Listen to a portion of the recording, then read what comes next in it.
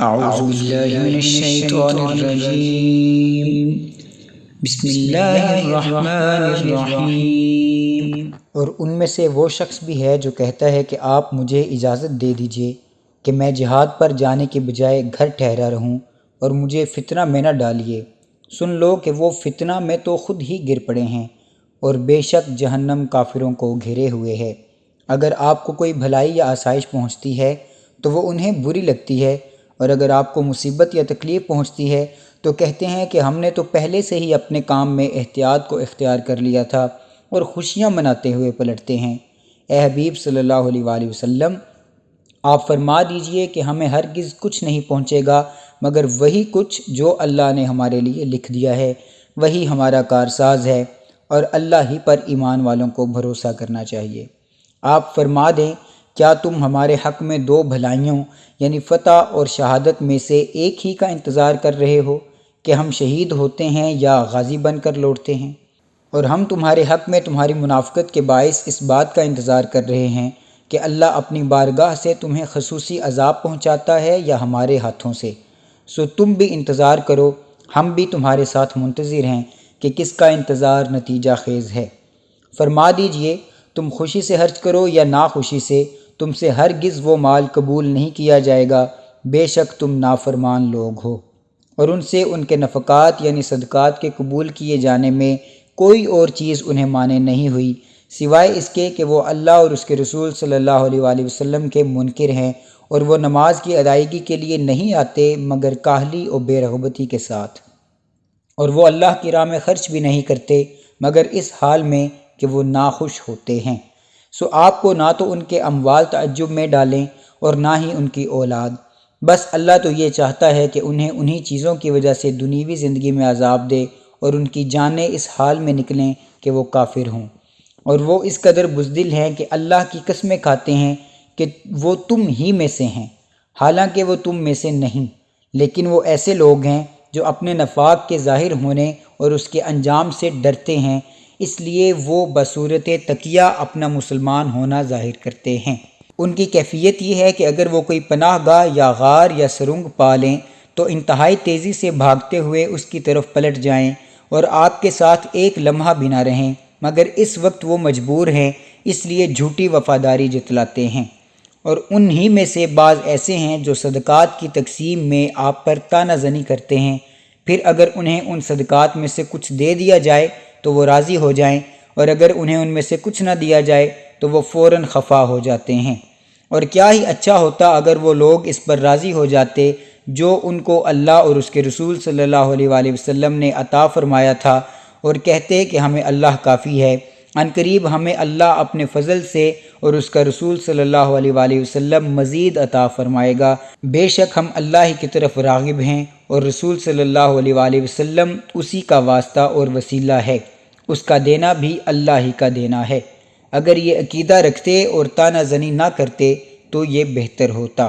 بے شک صدقات، زکوٰۃ محض غریبوں اور محتاجوں اور ان کی وصولی پر مقرر کیے گئے کارکنوں اور ایسے لوگوں کے لیے ہے جن کے دلوں میں اسلام کی الفت پیدا کرنا مقصود ہو، اور مزید یہ کہ انسانی گردنوں کو غلامی کی زندگی سے آزاد کرانے میں اور قرض داروں کے بوجھ اتارنے میں اور اللہ کی راہ میں اور مسافروں پر زکوٰۃ کا خرچ کیا جانا حق ہے۔ یہ سب اللہ کی طرف سے فرض کیا گیا ہے، اور اللہ خوب جاننے والا، بڑی حکمت والا ہے۔ اور ان منافقوں میں سے وہ لوگ بھی ہیں جو نبی مکرم صلی اللہ علیہ وآلہ وسلم کو ایذا پہنچاتے ہیں اور کہتے ہیں وہ تو کان کے کچے ہیں۔ فرما دیجئے، تمہارے لیے بھلائی کے کان ہیں، وہ اللہ پر ایمان رکھتے ہیں اور اہل ایمان کی باتوں پر یقین کرتے ہیں، اور تم میں سے جو ایمان لے آئے ہیں ان کے لیے رحمت ہیں۔ اور جو لوگ رسول اللہ صلی اللہ علیہ وآلہ وسلم کو اپنی بدعقیدگی، بدگمانی اور بد زبانی کے ذریعے اذیت پہنچاتے ہیں، ان کے لیے دردناک عذاب ہے۔ مسلمانوں، یہ منافقین تمہارے سامنے اللہ کی قسمیں کھاتے ہیں تاکہ تمہیں راضی رکھیں، حالانکہ اللہ اور اس کا رسول صلی اللہ علیہ وآلہ وسلم زیادہ حقدار ہے کہ وہ اسے راضی کریں۔ اگر یہ لوگ ایمان والے ہوتے تو یہ حقیقت جان لیتے اور رسول صلی اللہ علیہ وآلہ وسلم کو راضی کرتے۔ رسول صلی اللہ علیہ وآلہ وسلم کے راضی ہونے سے ہی اللہ راضی ہو جاتا ہے، کیونکہ دونوں کی رضا ایک ہے۔ کیا وہ نہیں جانتے کہ جو شخص اللہ اور اس کے رسول صلی اللہ علیہ وآلہ وسلم کی مخالفت کرتا ہے تو اس کے لیے دوزخ کی آگ مقرر ہے جس میں وہ ہمیشہ رہنے والا ہے۔ یہ زبردست رسوائی ہے۔ منافقین اس بات سے ڈرتے ہیں کہ مسلمانوں پر کوئی ایسی صورت نازل کر دی جائے جو انہیں ان باتوں سے خبردار کر دے جو ان منافقوں کے دلوں میں مخفی ہیں۔ فرما دیجئے تم مذاق کرتے رہو، بے شک اللہ وہ بات ظاہر فرمانے والا ہے جس سے تم ڈر رہے ہو۔ اور اگر آپ ان سے دریافت کریں تو وہ ضرور یہی کہیں گے کہ ہم تو صرف سفر کاٹنے کے لیے بات چیت اور دل لگی کرتے تھے۔ فرما دیجئے کیا تم اللہ اور اس کی آیتوں اور اس کے رسول صلی اللہ علیہ وآلہ وسلم کے ساتھ مذاق کر رہے تھے؟ اب تم معذرت مت کرو، بے شک تم اپنے ایمان کے اظہار کے بعد کافر ہو گئے ہو۔ اگر ہم تم میں سے ایک گروہ کو معاف بھی کر دیں تب بھی دوسرے گروہ کو عذاب دیں گے اس وجہ سے کہ وہ مجرم تھے۔ منافق مرد اور منافق عورتیں ایک دوسرے کی جنس سے ہیں۔ یہ لوگ بری باتوں کا حکم دیتے ہیں اور اچھی باتوں سے روکتے ہیں اور اپنے ہاتھ اللہ کی راہ میں خرچ کرنے سے بند رکھتے ہیں۔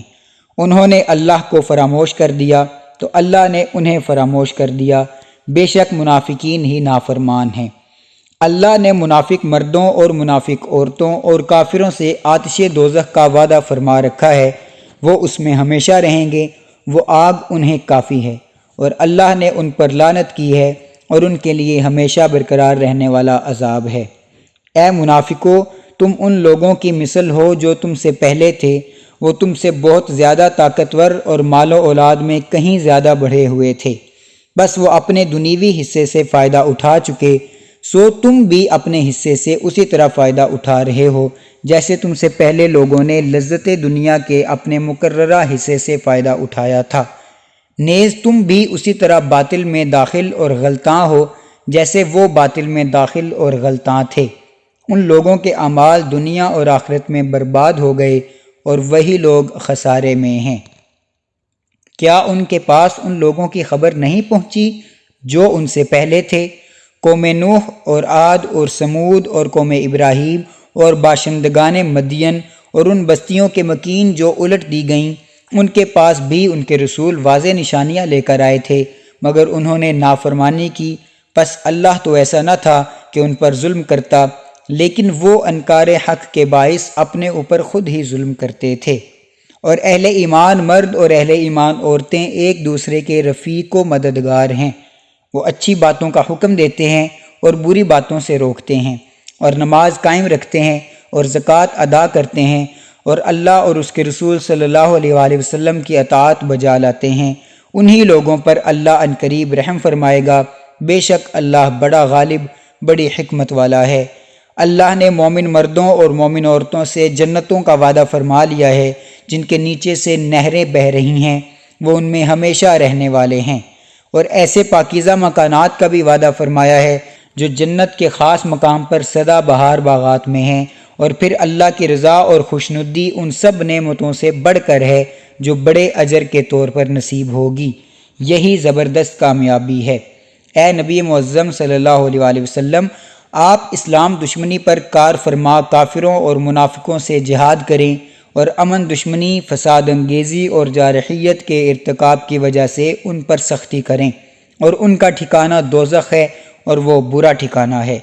یہ منافقین اللہ کی قسمیں کھاتے ہیں کہ انہوں نے کچھ نہیں کہا، حالانکہ انہوں نے یقیناً کلمہ کفر کہا، اور وہ اپنے اسلام کو ظاہر کرنے کے بعد کافر ہو گئے، اور انہوں نے کئی اذیت رساں باتوں کا ارادہ بھی کیا تھا جنہیں وہ پا نہ سکے، اور وہ اسلام اور رسول صلی اللہ علیہ وآلہ وسلم کے عمل میں سے اور کسی چیز کو ناپسند نہ کر سکے سوائے اس کے کہ انہیں اللہ اور اس کے رسول صلی اللہ علیہ وآلہ وسلم نے اپنے فضل سے غنی کر دیا تھا۔ سو اگر یہ اب بھی توبہ کر لیں تو ان کے لیے بہتر ہے، اور اگر اسی طرح روگرداں رہیں تو اللہ انہیں دنیا اور آخرت دونوں زندگیوں میں دردناک عذاب میں مبتلا فرمائے گا، اور ان کے لیے زمین میں نہ کوئی دوست ہوگا اور نہ کوئی مددگار۔ ان منافقوں میں بعض وہ بھی ہیں جنہوں نے اللہ سے عہد کیا تھا کہ اگر اس نے ہمیں اپنے فضل سے دولت عطا فرمائی تو ہم ضرور اس کی راہ میں خیرات کریں گے اور ہم ضرور نیکوکاروں میں سے ہو جائیں گے۔ بس جب اس نے انہیں اپنے فضل سے دولت بخشی تو وہ اس میں بخل کرنے لگے اور وہ اپنے عہد سے روگردانی کرتے ہوئے پھر گئے۔ بس اس نے ان کے دلوں میں نفاق کو ان کے اپنے بخل کا انجام بنا دیا اس دن تک جب وہ اس سے ملیں گے، اس وجہ سے کہ انہوں نے اللہ سے اپنے کیے ہوئے عہد کی خلاف ورزی کی، اور اس وجہ سے بھی کہ وہ کذب بیانی کیا کرتے تھے۔ کیا انہیں معلوم نہیں کہ اللہ ان کے بھید اور ان کی سرگوشیاں جانتا ہے، اور یہ کہ اللہ سب غیب کی باتوں کو خوب جاننے والا ہے۔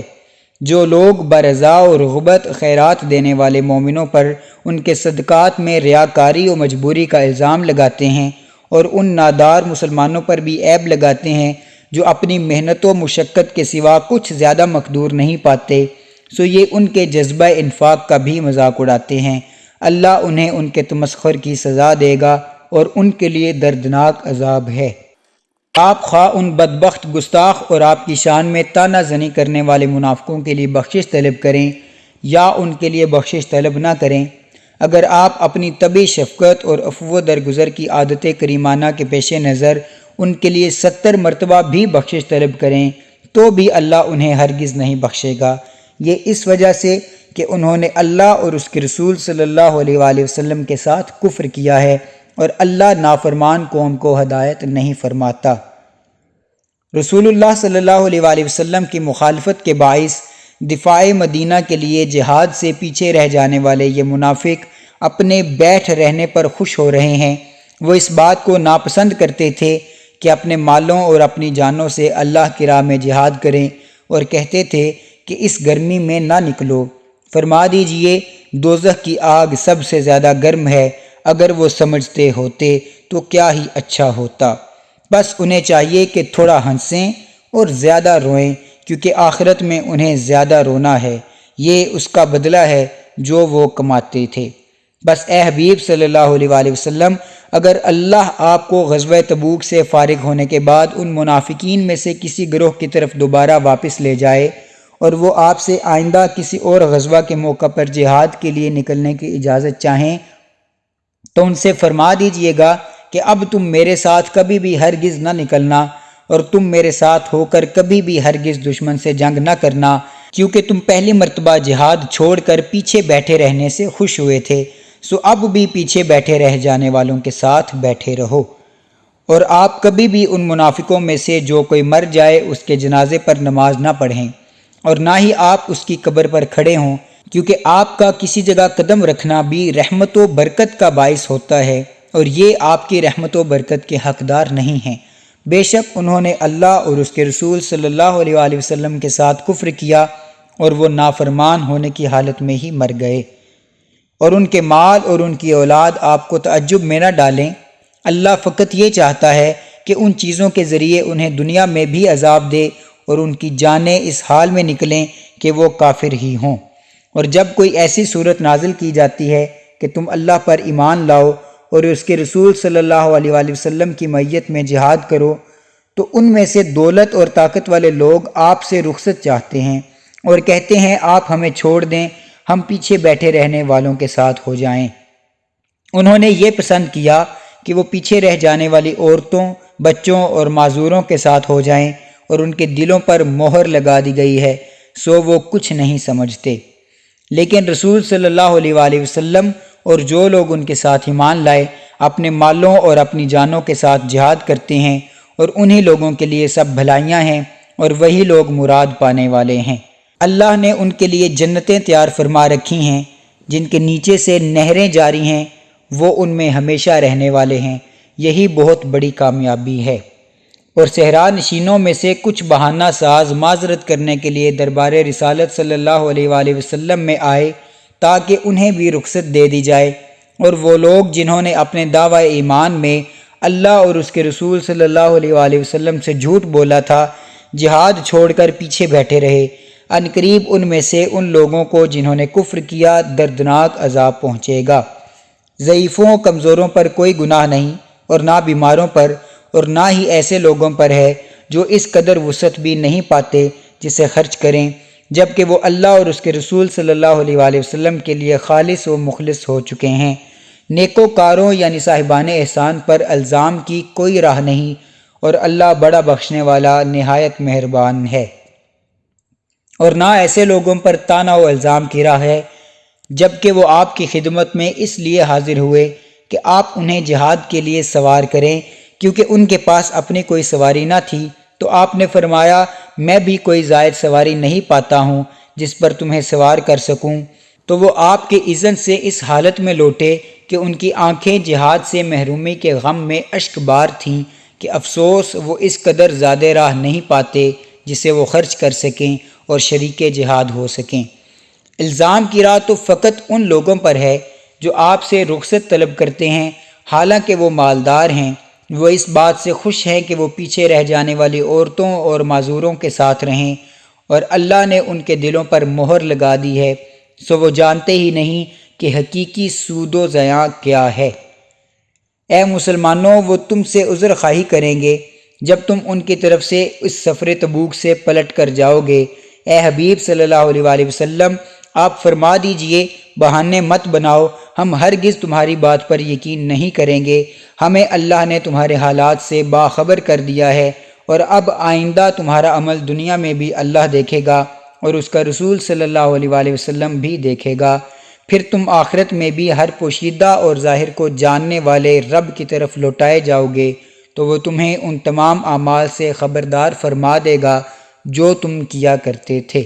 اب وہ تمہارے لیے اللہ کی قسمیں کھائیں گے جب تم ان کی طرف پلٹ کر جاؤ گے تاکہ تم ان سے درگزر کرو، پس تم ان کی طرف التفات ہی نہ کرو، بے شک وہ پلید ہیں اور ان کا ٹھکانہ جہنم ہے، یہ اس کا بدلہ ہے جو وہ کمایا کرتے تھے۔